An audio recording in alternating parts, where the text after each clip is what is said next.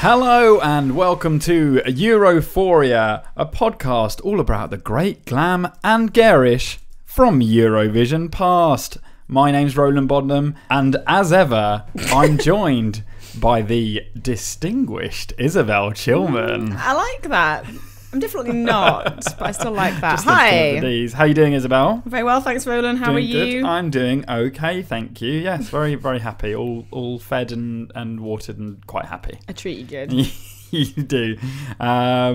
So welcome back, everyone, to another episode of the podcast. I think this is podcast 11 or 12 now. We're going strong. Double digits. So, yeah, we're doing good. Before we get into the fun and laughter of the podcast, we got a couple of things we were going to say about our podcast last week, Isobel. I don't know if you would like to...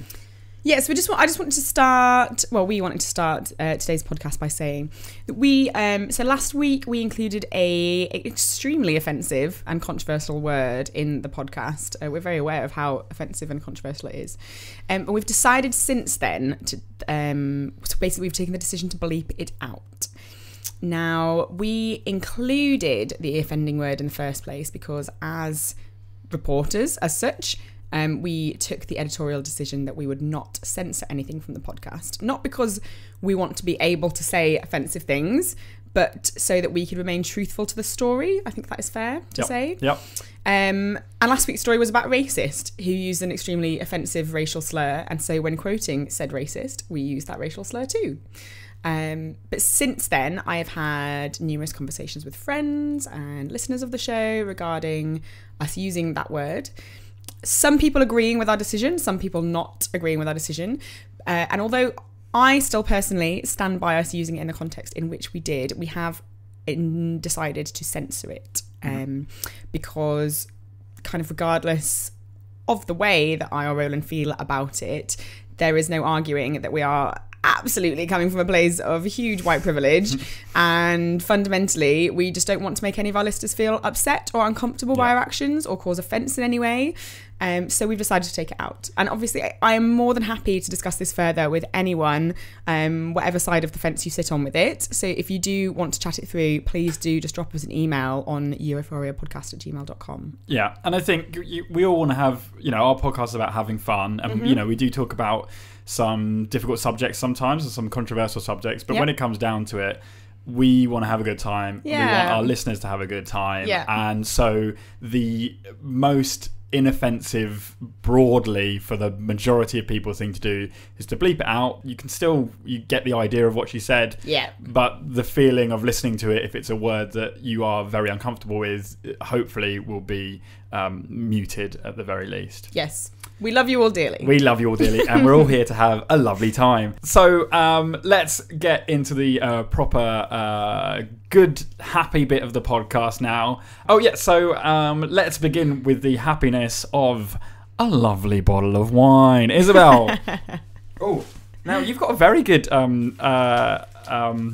you've got a very good off license nearby. He wrapped it up in paper. Can you hear the? Oh, that's swanky, isn't it? No. Or am I just rough? Maybe it is. Just he put paper around it, bloody hell. Has he got money to throw down the drain? It's a lovely bottle of Bolla from Italy. Bolla? I've never heard of a Bolla. No, is it Bolla or is it Il Calice?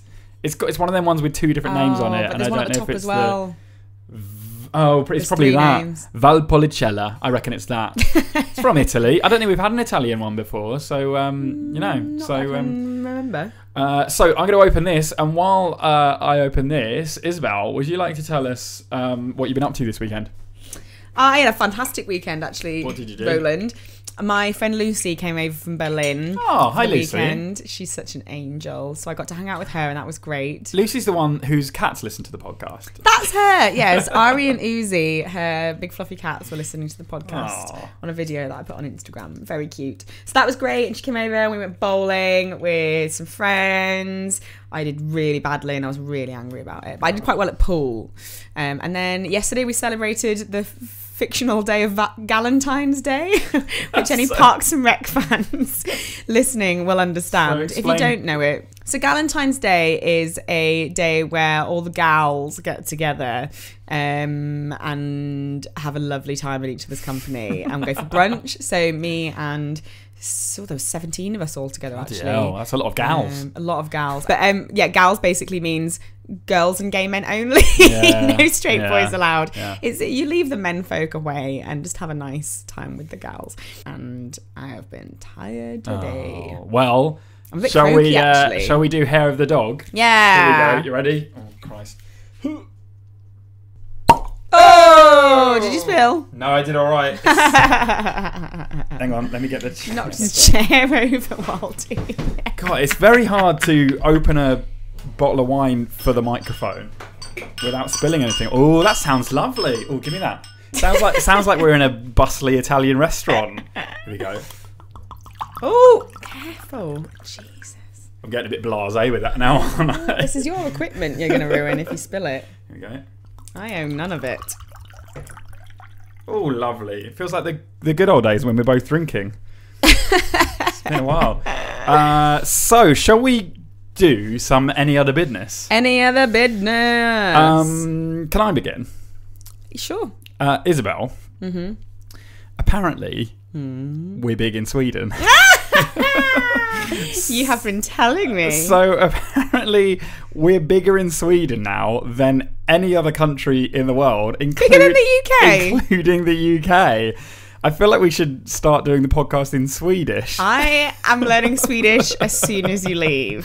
It's still the only thing I know is hello. I know, it's literally... I'm just going to keep saying it. Hi! Hi, Sweden, we love you. Over the weekend, they just started rocketing up, and they haven't stopped. Those Swedish listeners are downloading our podcast at a rate of knots. I'm extremely happy. Also quite confused. As am I. So if you're listening to this podcast in Sweden and you've become a recent listener, and weirdly everyone else in your town is also listening to our podcast, can you let us know why? Yeah, Not that we don't love you. I mean, we do adore you.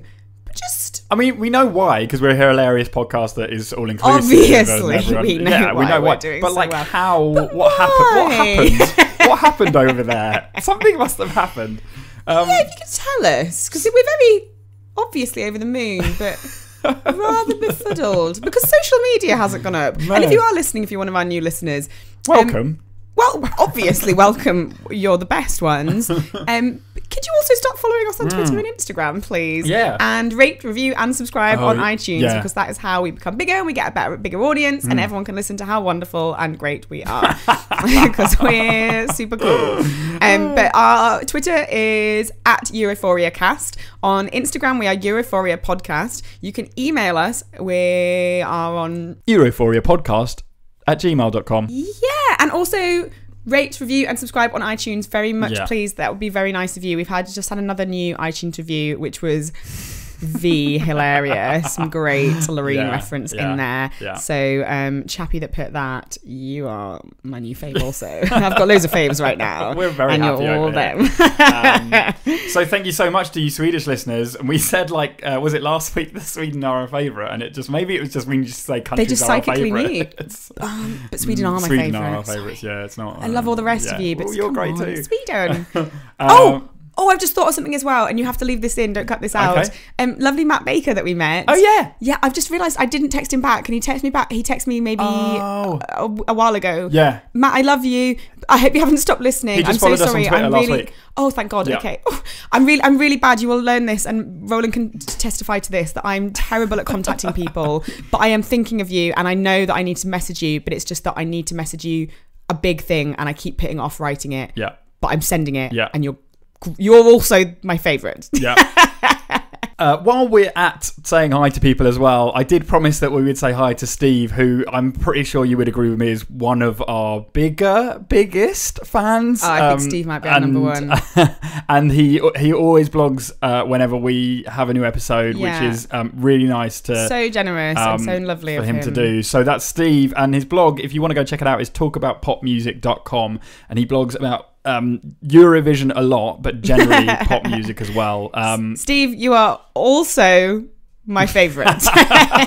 Doesn't belittle the favourite. No, you're all my favourites. Yeah. I've got a lot of favouritism to give out. I'm full of it. So thank you all. It's really nice, and it's really it's nice to be putting this stuff out, but it's even nicer when you see that it's getting received well and people like it as well. So that's really warms lovely. Our little hearts. Gives us purpose in life. I've got loads of purpose, mate. So there we go. That's our Any Other Business. It was slightly longer this week, but we had a lot to say. Isobel, We've got a lot to say, mate. should we do the news? Yeah. Eurovision Eurovision news. Do you have any news? No. I always forget. I've got some brief news, and as we have a whole bunch more Swedish listeners, I thought we would bias ourselves towards them and cover because we love you. We're pandering. And cover the second semi-final of Melody Festivalen 2017. That's not the theme tune, but yeah. So Melody Festivalen's semi-final 2 has taken place, and there are 2 people through to the final. The first through to the final was a guy called Benjamin Ingrosso with a song called Good Lovin'. Benjamin. But the second winner was a woman called Mariette with a song called A Million Years. Shall we have a quick listen? Yes, please. Yeah. See me through the tears, I could wait a million years. I could wait a million years in my heart. I know I will never let you go. Baby, I'll never let you go.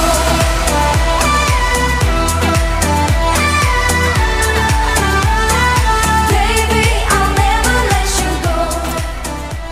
Nice enough. Yeah. It's all right. Yeah, it's all right. Like, I'd stick it on my Eurovision playlist, but I mean, it's no Ace Wilder. No, and it's probably no Laureen either. We'll wait and see. She looks a bit like what was that show on T4 called with Suze? Oh, something not Dig It. No, Dig It But, was on ITV. so what or yeah right or. Oh God, it was. Yeah, I know which one you mean. If you know what it is, tweet us. She looks a bit like Sue. She's got dreadlocks and she's sort Yeah. of like just a. She was the girl that Suze. She was who, McFly, 5 colours in her hair. was written Yeah, I know. I felt the same. So yeah, that song was nice enough. Had a little bit of the sort of fluty kind of thing, which is always good. For Eurovision, I feel it contributes something. However, my favourite one that I was hoping it would get through just for the controversy alone, sadly didn't. And I'm not going to introduce it to you. I'm just going to play you a short clip. Okay. And I want you to try and guess why it may be controversial if it got through. Okay.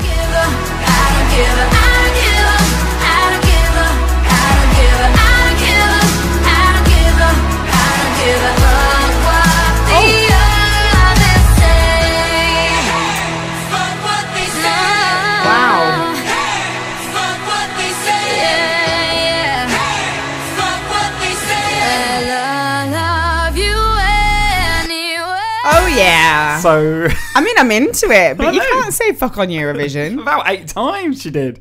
I don't know what she was planning on if it got through. But the Melfest people must have known she was saying it. Yeah. So they just must have thought, well, if it gets through, we'll just change the word. I think, and Swedish people, you can tell us if I'm wrong, but I think it's the Swedish. They love English swear words. Yeah, and I think they're fairly open with it. On the one we watched, they said motherfucker, and it was just.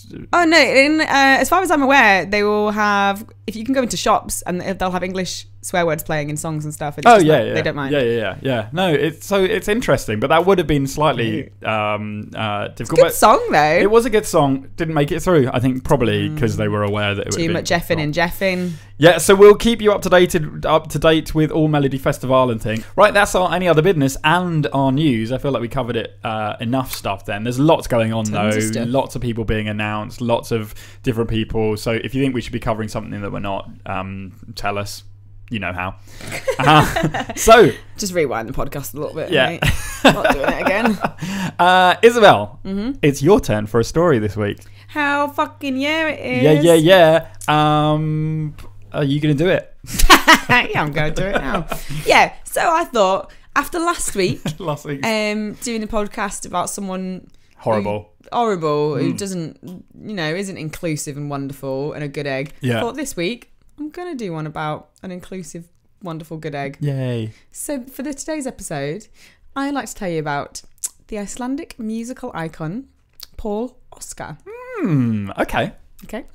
So, apologies from the start if I get any of these Icelandic names and words wrong. Actually, most of them, when I listened to them on the pronunciation thing on whatever I found on the internet, most Icelandic words just sound like how you should just say them. There's a lot of letters. If you just say it, that's how it sounds. Just really. just push through. Just push through the fact that for an English person, there's too many consonants together. that's fundamentally it. So, Paul Oscar Hjálm. There we go. This is a struggle. Life is a struggle for me. Good start. Hjálmtisson. Okay. Yeah. Loads of consonants. Yeah. Was born on the 16th of March 1970 in Reykjavik. Love the it. youngest of 7 children. Ugh, too many. His parents were a bank clerk and a writer. And as a child, he displayed artistic talent in drawing, writing fairy tales and singing. His mother had him sing for the women in her sewing club and at family birthday parties. How adorable is this? He also spent much time singing in choirs and in media commercials and recorded his first album at the age of 7. Wow. Another It's young'un, another precocious Mozart, one. Beethoven, one of them. One of them did something young. I don't know. Not very. I'm not very learned. Although, actually, I didn't put that in the beginning bit. From this point on, we're going to refer to him as his stage name, which is Paul Oscar. Paul Oscar. Easier to say. Much easier to say than Hjálmtisson. Although Paul's family encouraged his musical talent, his parents did not get along with each other, and he was bullied by his schoolmates. So he had a bit of a tough time growing up. Paul recalled, "My nickname at school was Little Pally, and Pally was chubby, nerdy, someone who never got jokes right, and who was afraid of other men." Oh, I know how he feels. I'm right now. I'm fine now. I'm good now. I thought you were still chubby and nerdy. Hey! Oh! Never got jokes right. Hey! Oh, Isobel! zing!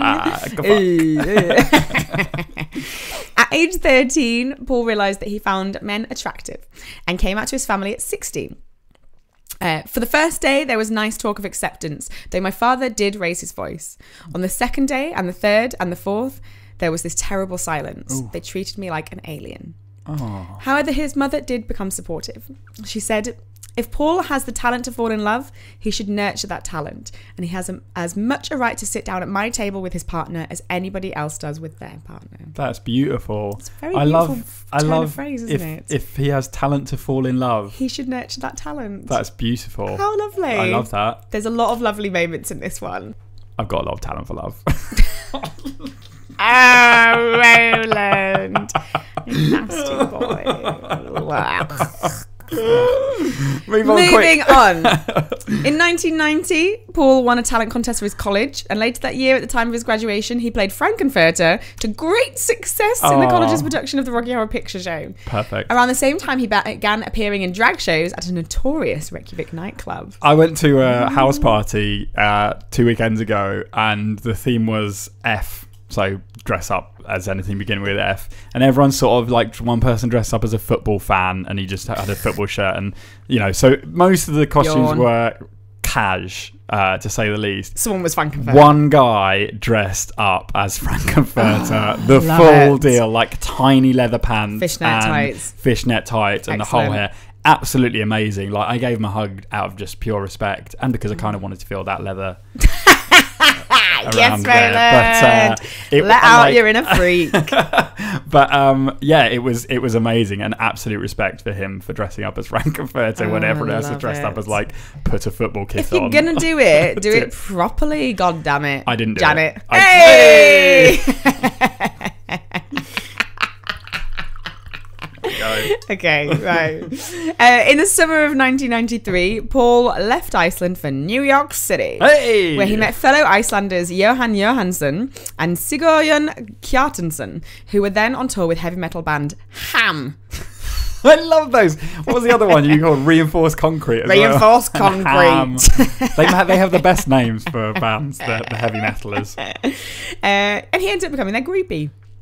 He released his first album whilst over there called Groove. Ooh. And also sang with Icelandic rock groups The Millionaires and Casino. Do you want me to try and pronounce The Millionaires in Icelandic? Yes, please. There are so many letters in it. It's insane. Millionamaringania. That just Close sounds enough. like Close someone enough. sort of started and then just sort of Close drifted enough. off at the end. Oh, I love the Icelandic So he language. sang with them while establishing a career as a solo artiste. His album of ballads, which he then later released, was called Pally.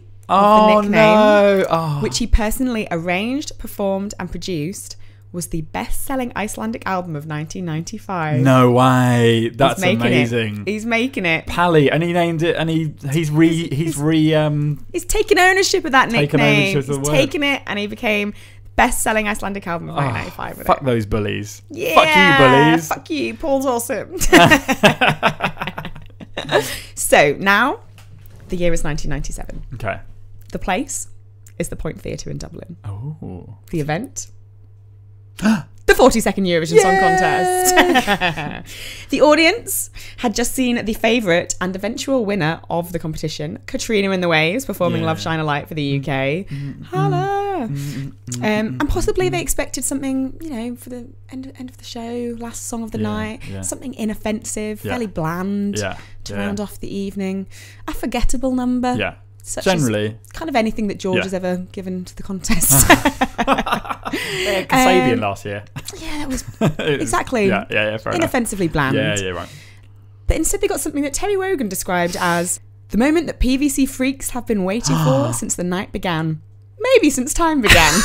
Oh, God. That makes me miss Wogan more than anything. Oh, I miss PVC Teza. freaks. Oh, what the yeah. hell has he done? So, Iceland rounded off the show that night with their entry, Paul Oscar, singing Min Hinsti Dans, or My Final Dance. Well, good choice for the end of the night. Exactly right. Oh, very appropriate. So I'm going to set the scene visually for Yeah. you. I'll close my eyes. My eyes closed. Okay, so the camera pans onto the stage. Mm-hmm. Paul is sat on a white sofa. He looks very 90s. Very 90s. Like, if you were shown it and had to guess the era, 90s. you'd know it was 90s. You'd be like, before the sentence has been finished. 90s. What? It's 90s. Just shut up, it's 90s, obviously. Like, yeah. He looks a lot like the lead singer from Placebo. Yeah, I don't know his name. Yeah, no one does. Yeah. Because they're crap. But looks a lot like him and he's got like eyeliner and dark and monochrome outfit and great. Yeah. Paul is also surrounded by reclining latex-clad women. Oh, blimey. Now, I'm going to show you a little clip now, Roland. So you Okay. can listen to a bit of the song and have a look at the video. Yeah. Now, I'm just going to warn you. These outfits are very sexy. Oh, God. Okay? Don't get too I need a excited. bucket of ice. Very sexy. Átti eftir ég ef ég elski það blöðin fyrst á morgun fæ mér freyði var Bloody hell, he's doing a lot around his crotch area.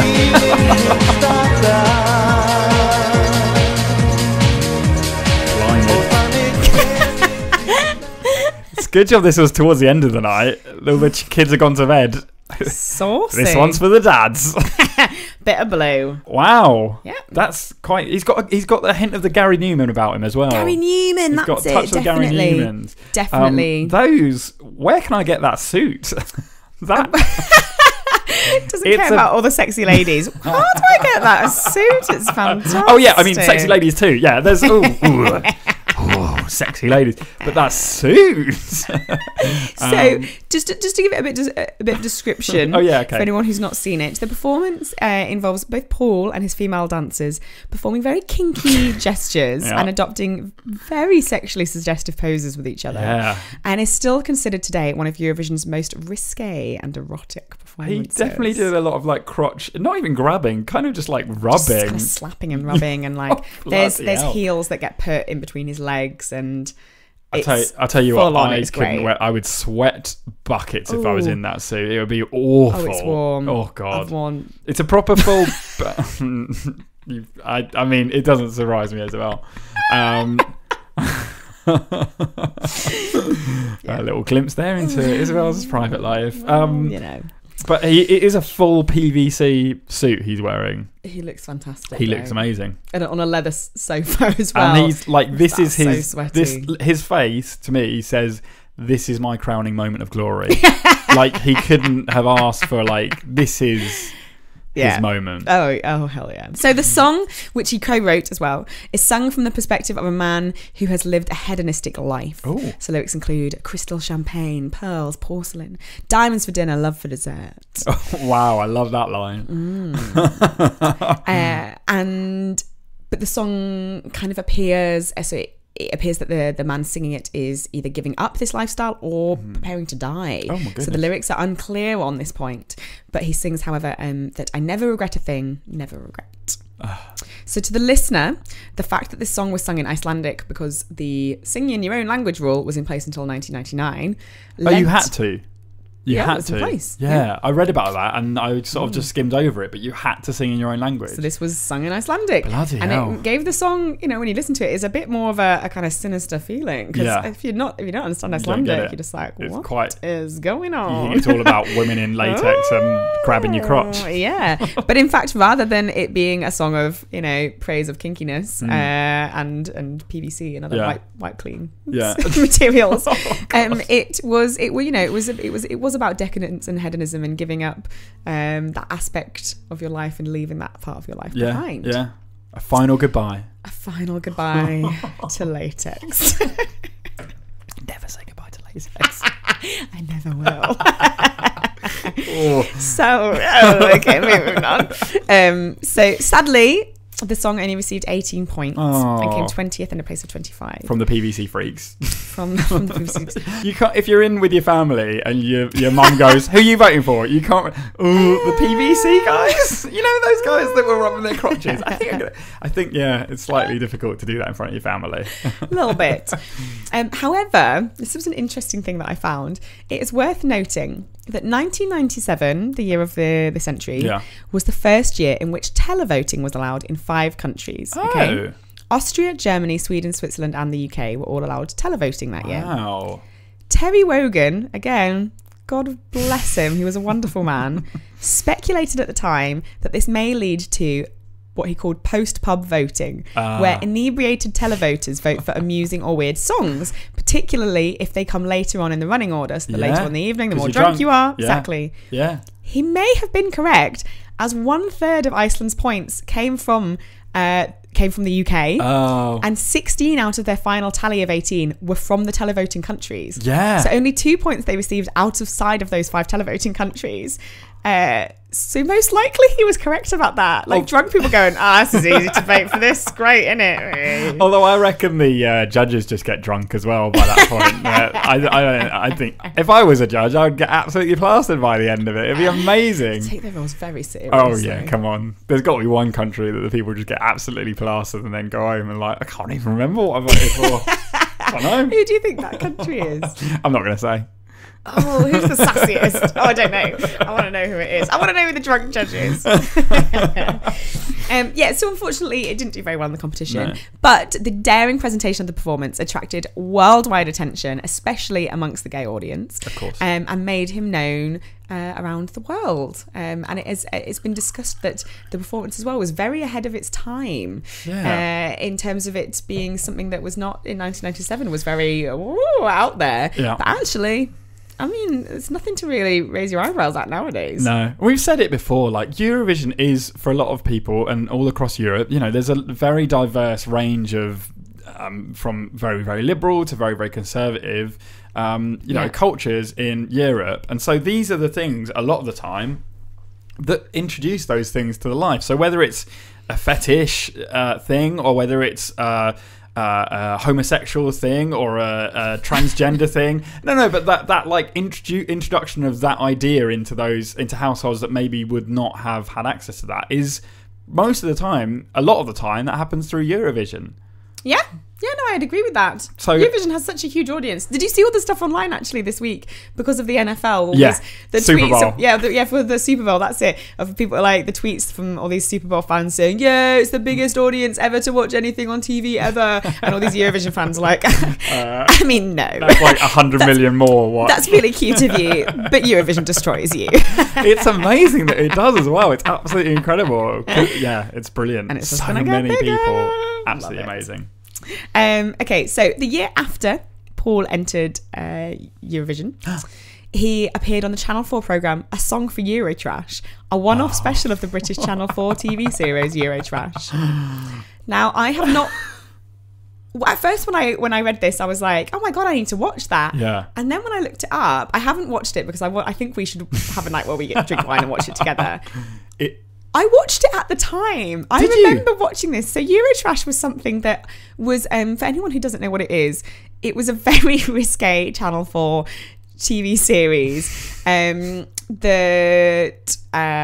was not for children of my age when it was on, but was the show that me and a lot of people I know would either would sneak downstairs and watch when their parents were in bed, or they came across it one night on TV and were like, shouldn't be watching this, but it's great. It sort of pastiched what all of like the sort of very conservative English people thought the rest of Europe was like. Absolutely. So it was like hosted by this like very very good looking but sort of like nonchalant French man, and it had a lot of sex and a lot of like smoking and philosophy and drinking and weird kind of a lot of nudity. Yes, and it was hilarious. It was a guy called parody. Antoine, and Jean-Paul Gaultier would present it as well. Yeah. And they'd have Lola Ferrari on it, and it was all very ridiculous in terms of we are ridiculous European people, like, but totally camping it up in terms of what English people think Europe is like. Yeah. So all about sex and wine and smoking and cured meats and weird fetishes,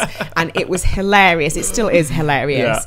But I totally actually remember seeing Paul Oscar on this, but not having any, so what was at it? the time, really understanding of what. So on the show, Paul sampled Icelandic delicacies such as goat's testicles and talked about his love for Eurovision. Oh. How gay can you get, he said. A very prescient comment, given that Dana International would win the contest just 1 week later. He was predicting it. Oh. He loves Eurovision. Yeah. Since then, Paul has remained an extremely successful musician in Iceland, widely regarded as Iceland's biggest pop star. Oh my God. He performs regularly as a DJ in Reykjavik and is a regular guest on radio and TV shows, and has appeared on as a judge on the Icelandic versions of Pop Idol and The X Factor. No way. Oh, he's proper. Huge. He's like huge. Big time. Big time. He has an exhibit in the Icelandic Museum of Rock and Roll. No. Yeah. Where he donated almost everything he's collected related to his music career, including tailor-made dresses from when he did drag and costumes from his non-drag performances, handwritten diaries, drawings dating back to his childhood, all the gold and platinum albums he has, posters of concerts and dances, and the original text and music sheets of most of his known songs. It sounds like it's just a museum of him. He's just like filled it up. I'll give you all of it. He has a whole section. That's oh my God, he's got a whole section. They adore him. It's amazing. Yeah. He stayed a Eurovision fan as well. As in 2011, he said he would eat his hat if that year's Icelandic Eurovision entry, Coming Home, made it through the semi-finals. The song did. And upon turning up at Bilgejan radio station, Paul was treated to a specially made cake-based hat, which he ate live on air. Oh, he went through with it. Good on him. He is a fun man. My God, I'm so happy that he's popular, because I was worried that it was going to be like that was his moment, and you can see in his, like I said, you can see in his face that like he is owning that performance and like so much. and I was worried that then he would sort of fade into obscurity, and that would be. No. You don't need to worry about Paul. Ruling the fucking roost. Hell yeah, he is. Paul is also very out and very, very proud. Yeah. Relentlessly fighting for gay rights, both in Iceland and abroad. It's been said that it is largely thanks to him that Iceland is now known as one of the most gay-friendly countries in the world. God. Imagine being that person that's like, oh yeah, you can come in and be whatever you want. Oh, why? Oh, because of me. I'm sorry, I did that. Yeah. Sorry, yeah. Just so you know, I'm the reason. You can touch me if you want. What made me laugh as well when I wrote this down on my notes, Microsoft Word wanted me to, it still has underlined the words most gay, because as part of the sentence most gay friendly, and because it wants me to change it to most gayest country. Microsoft Word, no. That's not right. No. I know what I'm writing. If Isobel knows her gays. Exactly. He has what is apparent with a lot of strong gay icons.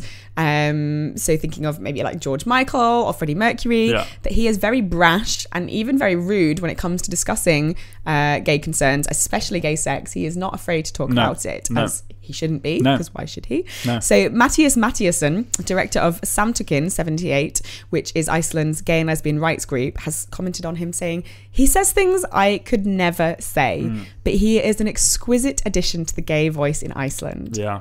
Exquisite addition. So cute. Love it.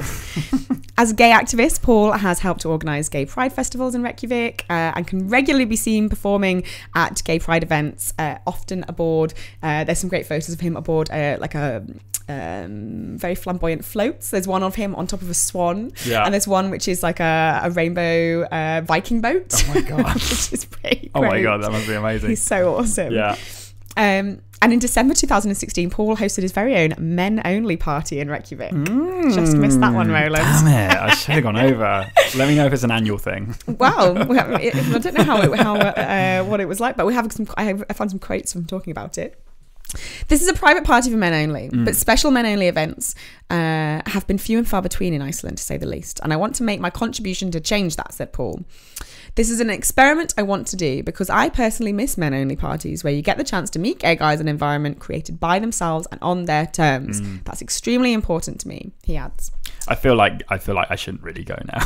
No. Listen to this. When asked if straight men were welcome to attend, or even if they would attend, Paul replied, I can't say. That's also part of the experiment. I have a beautiful relationship with straight men, a mutual respect that was non-existent many years ago. I think it was created around the time when I released my single All for Love in 2006. Then I noticed that straight men became less shy to show up to my parties and concerts. Aww. I cherish this bond, but of course no one is going to be asked about their sexual orientation. That's very fair, and so I'm going. What a good man! That is such a lovely attitude, and Such a bloody it's lovely really nice. attitude. Yeah. He gets better. Oh god, I feel like this is doing so much to just like cleanse from last week. I'm feeling all warm inside. I mean, it's partially the wine, but it's definitely a lot of the wine. We've got through that, haven't we? Well, I think it's mainly been me. You've been talking and be like, I have another glass. No, I had a top up. In 2015, Paul appeared in Stundin. So again, apologies if I say this wrong. But he appeared in Stundin Okkar, a long-running Icelandic TV show for children. The clip shows a female colleague asking him, do you have a girlfriend? And Paul replies, no, I don't. And I'm never going to have any girlfriends because I don't get crushes on girls. I get crushes on guys because I'm gay. When the colleague goes on to ask, when did you know you were attracted to guys and not girls? Paul replies, you're just born this way. Some guys like guys, some guys like girls. Some girls like guys, some girls like girls. You can't decide what makes your heart beat. It just beats. Think about what it would be like to live in a world where it didn't matter who you were attracted to. We just need to create that world. It's our responsibility. I just fell in love with Iceland. Oh God. How beautiful is that? That was so beautiful. And it's not, you can watch the clip online. It's very easy to find. Yeah. It is not dumbed down. It's not babying to children. No. It is. So the actual full length of the clip is that this female colleague basically comes up to him and she's interested in him. She's like, oh, have you got a girlfriend? We're going to go on a date. He's like, no, sorry, love. I'm gay and this is the reasons why. And they have this beautiful hug at the end and she's like, that makes so much sense. Yeah. And it's just such a wonderful grown-up way to explain sexuality to children. Yeah. Oh, feeling quite emotional. Isn't it lovely? It's amazing. Paul is still to this day regarded as a true Icelandic icon, if ever there was one, and remains one of Iceland's most loved and flamboyant pop stars, alongside being an inspiring gay activist. Yeah.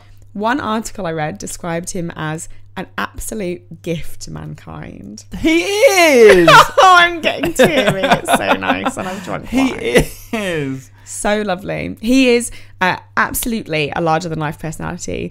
And I referenced this once, so I'm going to end my bit about Paul on a quote from him.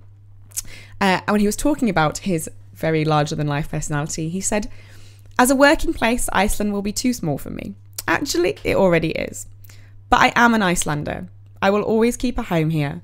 My roots are so valuable to me, and I wouldn't change them for a sack of gold. Oh, Paul. I'm so happy. He is a beautiful soul. Oh God. I love him so much. Yeah. And I'm so happy. That's amazing. He is just so loved by his country as well. Oh my God. And I didn't know anything about him. Like we know a little bit about what we're talking about just through because we end up looking at different things and then work out the story that we're going to tell. I knew nothing about him. And isn't he the greatest? He's just the greatest. He's so good. Oh my God, that is amazing. Really inspiring, wonderful man. Absolutely look him up and watch his videos are fantastic as well. Yeah. Like he's done some, Start with fab. the Eurovision video He's because fab. you get a good idea of sexy as what's hell. going on. Oh my God. And then just look at everything else he's ever done and read about him. He's just so wonderful and is so loved and is clearly a very good soul. And I think we all need more good souls in the world. It makes me like, I love Iceland. I've never been there. I like the idea of Iceland, but it makes me love Iceland even more that he's been embraced and celebrated, and he is a true like idol for the country and is celebrated. It's amazing. It's beautiful. Lovely.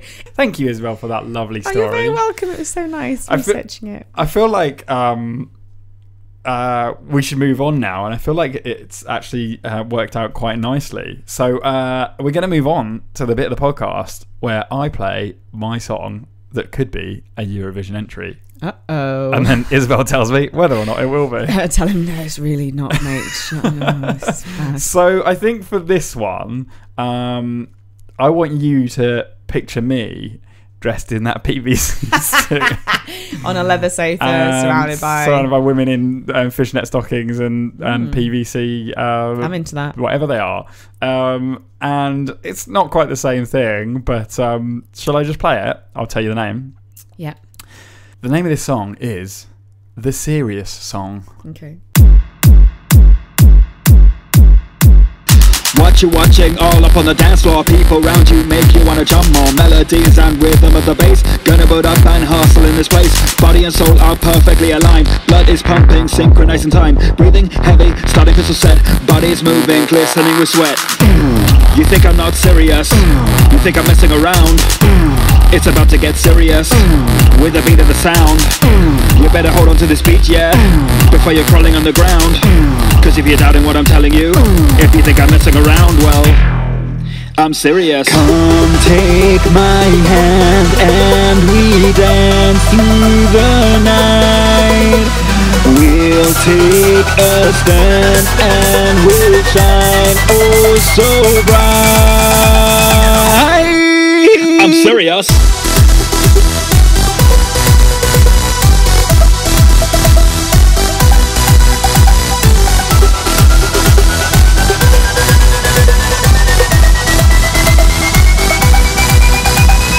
Now you've got the feeling, now you've got the step. We're never looking backwards, never feel regret. First you get the good ones, then you get the great. Find yourself a partner, find yourself a mate. Pop it, lock it, and then we'll let it go. We'll never let it stop, no we'll never end the show. When the big beat drops and the people walk away, I'll look you in the eye and remember what I say. I'm serious. I'm serious. I'm serious. I'm serious. It was only a matter of time before you did a little rap, wasn't it? I feel like it was a rap in sort of in the vein of Eurovision. It was Oh, definitely. That's a German Eurovision entry. yeah, there was some real pumping beats there. Woo, was there? Woo. Definitely appropriate for a sort of PVC leather-clad sort of sweaty. Yeah, vibe. that needs to be like super camp, super weird. Well, a bit like I'm imagining a sort of Verka get-up, someone like a real big character. Like absolutely sort of like walking on stage and owning it and owning that song and just being like, ugh, it's a sweaty song about leather and something, being serious.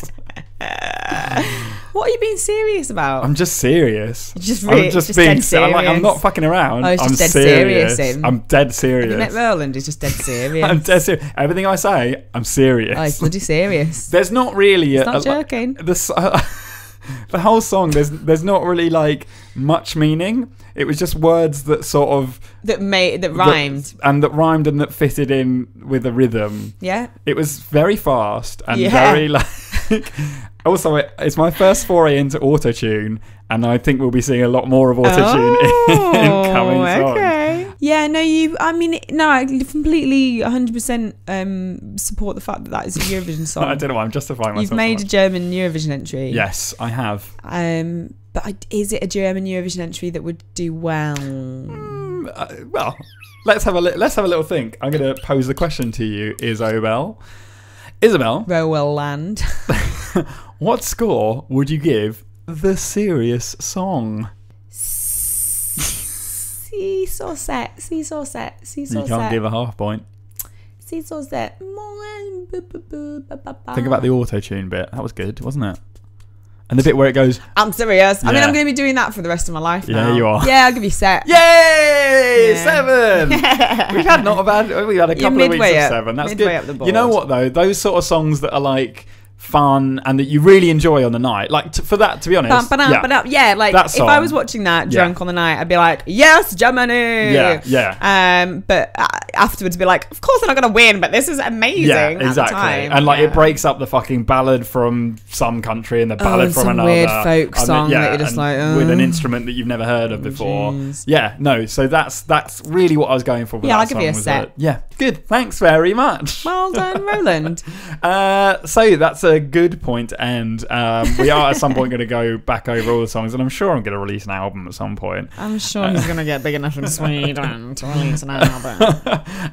So as Isobel said at the start of the show, it's always so good to hear from you. So please, we bloody love it. Yeah, you can get in touch with us. Send us an email at europhoriapodcast@gmail.com. And also send us any songs. Oh my God, So come on. Now, Sweden. You are the pop songwriting people of the bloody world. Yeah. There are so many of you writing amazing pop songs. One of you listening must be able to do so. I imagine. So write and make a song and bloody send it in so Roland can have a week off. Otherwise, you're bad fans. Oh my God, Jesus. I'm not. No, I love you. You're my favourites. I love you. You can also get in touch with us on Twitter at EurophoriaCast and on Instagram at Europhoria Podcast. And it's always lovely to hear from you. This is the bit where I always slow down my speaking because I have to work out what I'm saying at the end. Yeah. As we say at the end of every podcast, our weekly sign off. Oh, I love me a PVC suit, but the thing is, you get quite a sweaty crotch quite quickly. Anything that's a bit bits that are too close together. Thanks for listening, guys. Under the boob as well. Goodbye.